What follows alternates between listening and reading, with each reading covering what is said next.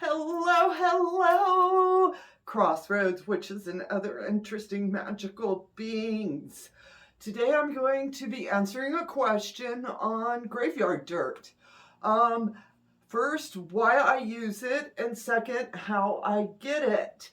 And I'm going to start with the first one, why I use it. And I'm going to give a little bit of a shout out to me. Conjuring Dirt will be coming out here in the fall. I wrote a book all about graveyard magic. Well, it's actually about footprints, crossroads, and graveyards.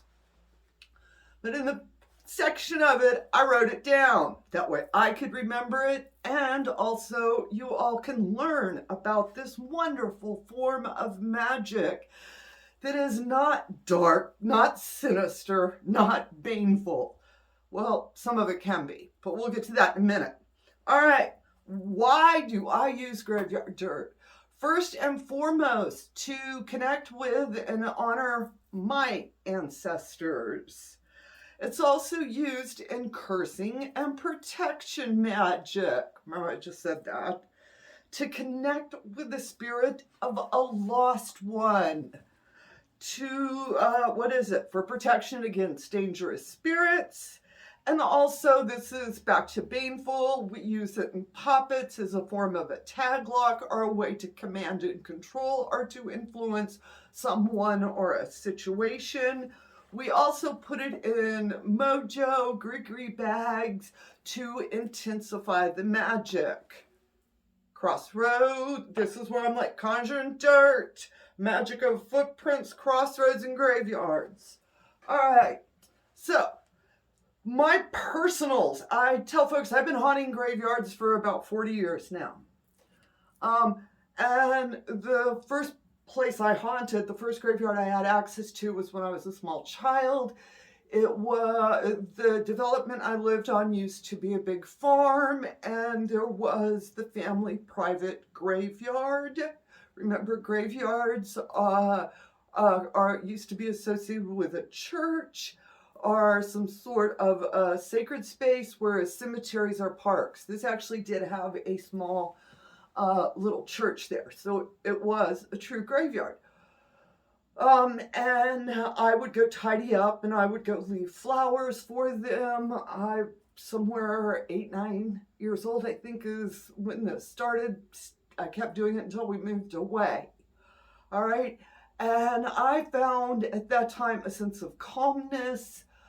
It was peaceful, and I felt like I was getting spiritual hugs. That's a childhood memory. As an adult, as I continued to go to graveyards, I started learning about the history of my own dirt, my regional dirt, where for me, low country, South Carolina area, and learning my cultural ties to this dirt, learning the stories. So for me, it's my ancestral dirts, being my actual relatives. I have my mother and my grandmother's dirt. And then I also have dirt, cultural dirt, where I have ties to the low country. And that's where I get a little, I don't want to talk too loud about those because those are very personal. And that's part of, your own journey, which I can't tell you who your ancestors are. I can't tell you who your spirit guides are. I cannot tell you your cultural or regional connections, all right? But that's what you need. So I moved here to California a couple of years ago. And as y'all know, I am working on leaving, hopefully by the middle of this year. But I started doing research and finding about the small graveyard here in the town I'm at. You can go to, find a grave. There's a wonderful genealogical history there. They tell you everything. And I learned a lot. I learned about one family in particular and this particular woman's story. So I go and tend her grave. No, I did not take any of her dirt. I don't feel like we have that relationship yet, to be honest with you. But I do tend her grave. So when I'm going to the graveyard, what does it look like? I actually brought out my basket so y'all can see. This is my basket. It's been with me for a very long time. I do have these wonderful silk roses that I just lay on top. I will leave them at the grave site if the rules allow. All right. Some do not allow silk flowers, some only allow live flowers, others don't want any flowers at all. And if they don't want any flowers, if I'm tending to a grave, I will lay the flowers on top of the grave and I'll do my tending work, you know, say a little prayer to them. And then I always tell them I'm going to take the flowers so I can lay them on the next grave so they can enjoy them for a little bit. I think it's about being courteous in that area. So I have my roses. I also have a little blanket that I sit on the ground and I sit on. Occasionally I have a book in here. Typically I like to go early in the mornings or late in the afternoon is when I find, for me, personal time where I like the energy of the graveyard. I do not stomp around a graveyard after midnight for general purposes or anything like that. I'm thinking I've actually only did it once, and that was for a dark working, and I was going after a certain flavor of dirt and had done my research and everything. So we're going to stay on the connect to our ancestors. We're going to use it for protection. All right. A way to connect to spirit guides. Things like that. What's in my basket? Actually, let's see. This is my digging spoon. I use a spoon. I got it up at the thrift store. It's a nice, sturdy spoon. I really like this spoon. I do have, here's one of my dirt containers. Y'all see how big they are. One of my, this is actually what I use if I do get dirt. Like I said earlier, I don't get dirt at every graveyard I go to. But if I'm going to go get dirt, I have a couple little selections. And this is the final bag it goes into. If I put a little bit in this, or I put a little bit in this, once I'm done, I tuck it into my velvet bag. When I get home, I will write down the name of the person, any notes. I might write a prayer. I might put a psalm in there. It just depends on how I feel about it. All right. Now, as far as gifts, well, he goes with me. I take a crystal skull. This is my own personal forms of protection. And I have my evil eye in here.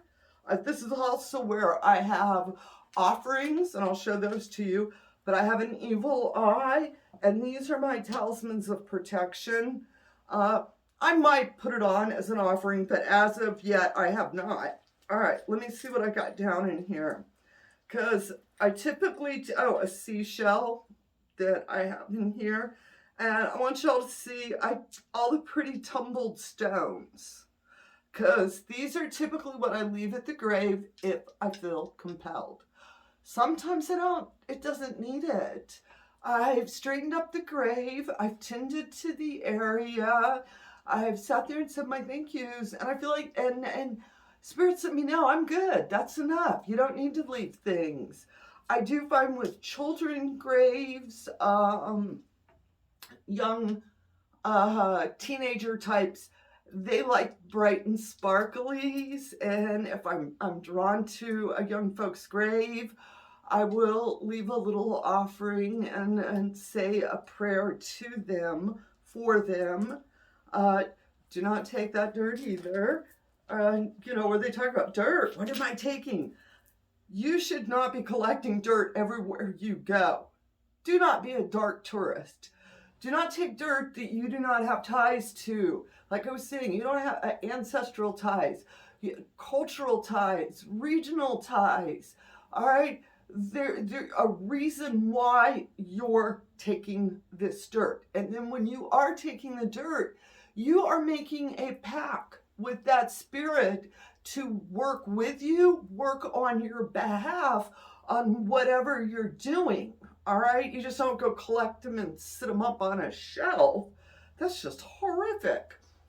Now, the other thing I have, this is a friend of mine just gave me a glass test tube bottle to put dirt in. I haven't used it yet. Something else I keep with me is a little raffia dolly, which I use both as a form of protection. It's been blessed, all energized, fed, and everything else. And a lot of times when if I am able to find the first grave put in the graveyard that's a woman, is typically the protector of the graveyard area, I will leave this on her grave. This is folk magic. This is that funky gumbo of America blending magic, where this doll comes from. Definitely the use of the dolls we get via hoodoo, which takes us back to Africa. I often talk about when we're in the southeast of America, our folk magic for many of us has a very heavy hoodoo base. Southern conjure, part of what I know is from Black folk. So always giving honor to the fact, our magic has that base to it, and learning that history, learning those stories so that you can give proper honor, reverence, and respect. Next, let's see here. So y'all want to know, what am I doing when I get it? Like I said, once I get it, it goes into a pouch. I have several little pouches. I do have my personal dirts up here. I stood there thinking about it for a little while, and ultimately, Spirit didn't. We just said, no, we don't put that thing on camera. This is a very personal and private thing. So if I have ancestor dirt, like I have my mom's, I have my grandmom's dirt up there. I also have cultural regional dirt from a church out in Johns Island as well. And those are the dirts that keep me spiritually connected. Those are the dirts that protect me. And there are times I feel like I'll be just like I said, that little spiritual hug. It's about connecting.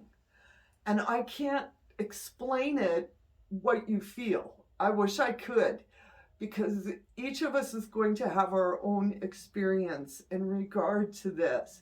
Now, baneful magic. I'm going to do some research. I'm going to find the grave of somebody. The working we were doing was about keeping somebody in jail. So we found a very tough judge, and we got his dirt, and we used it in the working, asking that judge to help us keep this person in jail. All right. When we went to the grave, we told the judge, we stood there, we gave offerings, libations. The basket was full of stuff for the judge that evening. We did wait till after midnight, and everything. And as she saw the little container, we got a little container of the judge's dirt, very carefully. A caveat on careful, please do not dig near the tombstones, the actual stones themselves. The dirt around that keeps them upright, keeps them stable, and you could potentially destabilize it and fall down. We never want anyone to even know we were there, all right? That's why it's so important to leave the area nicer than you found it. It's some of this I just think is good manners, but I guess really when you start going into a graveyard, people are like, oh no, what am I supposed to do? And you overthink it. I'm like, just act like somebody invited you to their house is what you do. Of course, when you go to the entrance of the graveyard, make sure that you stop and give an offering to the gatekeeper, give a couple of words to the gatekeeper, ask the gatekeeper for permission, whatever you feel comfortable, but acknowledge that spirit Then go into the graveyard when you feel you have the permission. Walk around the graveyard. Take some deep breaths. Go sit under a tree in the graveyard. Take your time. All right? If you are going to visit family, you know the appropriate offerings. What did your mother like? What did your dad, your grandfather, whoever grave you're sitting at, give offerings that are appropriate to that person. If they, really liked Pabst Blue Ribbon beer, bring a thing of Pabst Blue Ribbon and gently pour it on the ground, not on the headstone. Back to that, that will hurt the headstone. Do not, in general, mess with the headstone, all right? If you do pour libations, pour them at the foot of the grave or pour them someplace where it's going to be absorbed, or if it runs off, it's not running downhill into someone else's gravesite. Back to take your time, get a lay of the land. Sit there with the grave for a while. When I went to go get my grandmother's dirt, and you typically, y'all can tell I don't have actual notes written down. I probably should have. Typically, we want to wait at least a year before we take someone's dirt. Recently deceased, the first year that they're dead, pray for them. Pray for them to have, be at peace.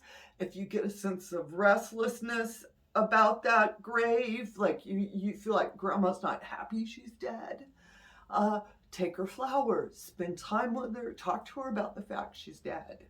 All right, not all spirits during that transition, it's not like a smooth thing for them.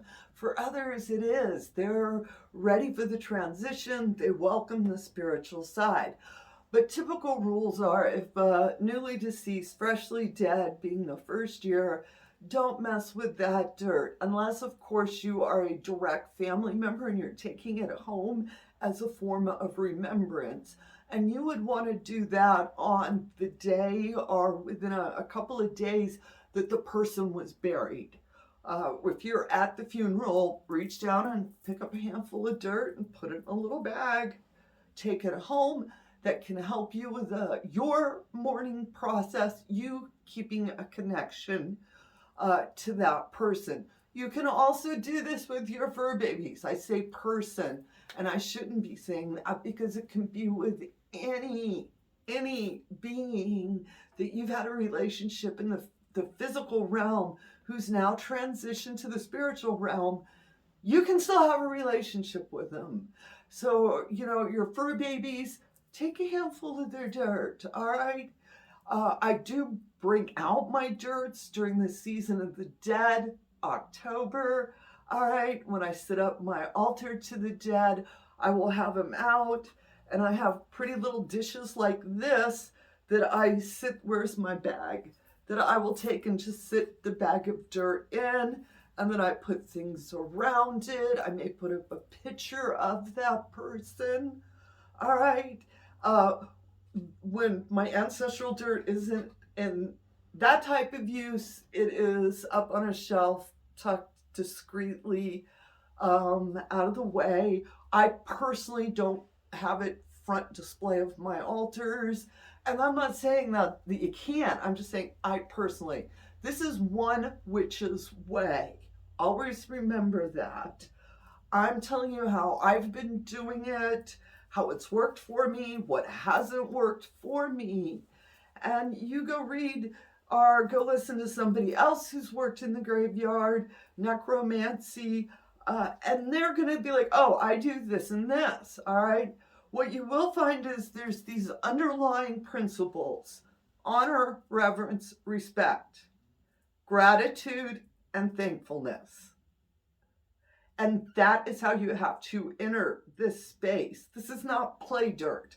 This is not a play space. And like I was saying earlier, don't be a dark tourist and go around collecting other folks' things. Even if they're dead, you still need to get their consent. Just saying. You don't want to be taking some angry spirit home. Now, when I leave the graveyard and I've got all of my things packed back up and I'm ready to go home. It all goes back into my basket here. All right, here, let's put this back. I do need to keep all this together, to be honest. I will, slowly put my basket. I'm always very mindful when I'm in the graveyard. I try to be very much present and in the moment. I put my things together and everything. I will, if I do take dirt, when I get up to the front, the entrance to the graveyard, I will take out my dirt and let the gatekeeper, I hold it up and I'll be like, thank you so much. I say some sort of little thing of gratitude for this gift that I've been given. And letting the gatekeeper know how much, again, honor, reverence, and respect I have, always seems to be the right offering for me personally. You will hear other people who like to leave coins, who, libations, rum, I think is a very common thing. And I know that if I am going to go, especially if I go down to Bonaventure in Savannah, Georgia, I do bring little bottles of rum because I know it's popular for the folks in that graveyard. Actually, it's a cemetery. I've been in Bonaventure Cemetery many times and sort of developed relationships with some of the dead folk, and I will put certain things in my basket for them. I also visit little Gracie's grave, so I will make sure I have a couple of little ribbons, and I tie the ribbons on the edge of the gate around her grave site. I've been known to leave cookies. What else I'm thinking I've left everything, candy over the years, where if it feels right, when I get my basket together, I just sort of walk around the house and put things in it that I'm like, oh, this looks like somebody might like that. And when I get to the graveyard, if it feels appropriate, I take it out. If it doesn't feel appropriate, I just leave it there and bring it home. So I hope this helps. I know it was a little bit of rambling because I didn't have it all concisely written out on notes. All right. If this is something that's intriguing you, I would definitely start with ancestral dirt with your own family.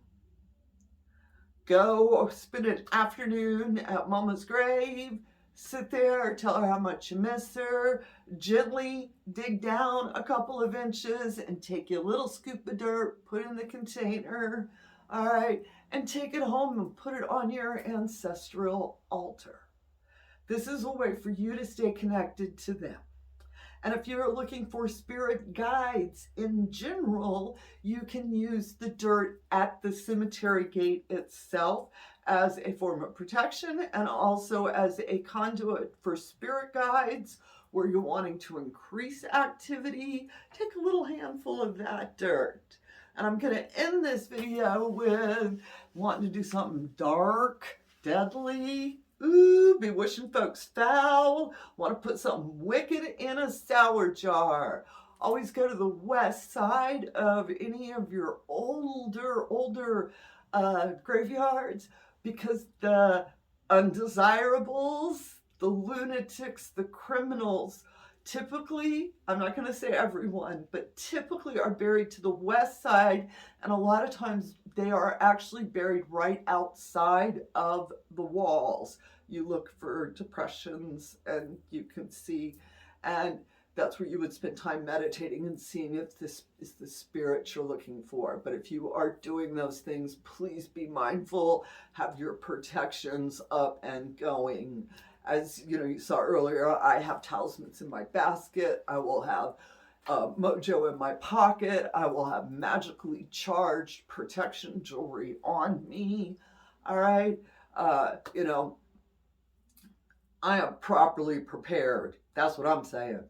All right, witches. I hope this helps y'all. For those of you that are leaning in to learning to work a little bit of graveyard dirt magic. And of course, leave me a comment if you enjoyed it. And if you have a question, I'll answer it.